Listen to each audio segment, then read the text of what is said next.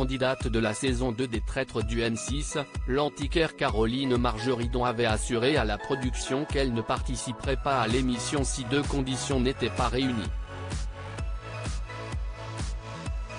Découvrez lesquelles. Elle va bientôt se confronter au regard inquisiteur de 17 autres personnalités. Ce mercredi 12 juillet, Caroline Margeridon se lance dans la grande aventure de la deuxième saison des Traîtres sur M6.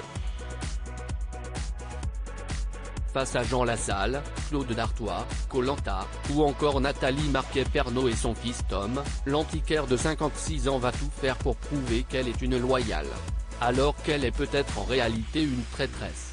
Pour le découvrir, il faudra se brancher sur le premier épisode, auquel Caroline Margeridon a accepté de participer sous plusieurs conditions. Les Traîtres, Caroline Margeridon n'aurait pas participé à l'émission de M6 si elle a été la première à être appelée par le producteur Mathieu Chalvignac, la figure de proue d'affaires conclue sur France 2 a quelque peu hésité à intégrer ce programme dont elle n'avait pas vu la première saison. Il me dit qu'on aura des micros pratiquement 24 heures sur 24 avec eux, on ne pourra pas se parler en dehors du jeu, donc je lui dis que ça s'apparente à de la télé-réalité.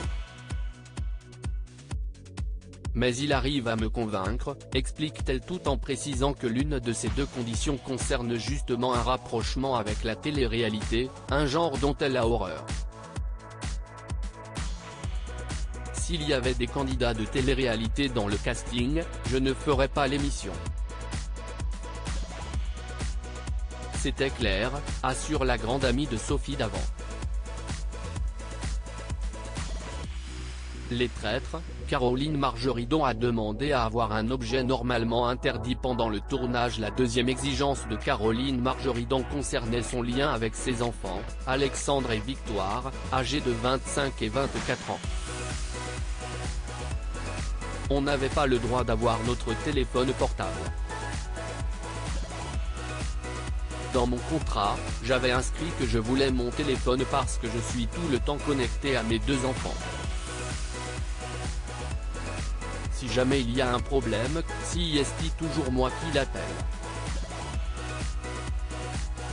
Dans le jeu, nous avions des nounous derrière nous pour pas qu'il n'y ait de triche et la mienne avait mon téléphone allumé tout le temps sur elle. Le soir, elle me le rendait, confie-t-elle. Combien de journées l'antiquaire a-t-elle dû passer loin de ses enfants? Rendez-vous sur M6 tous les mercredis pour le savoir.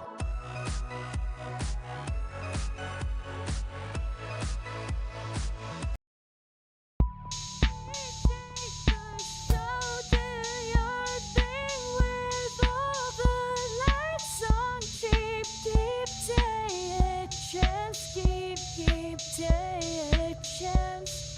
You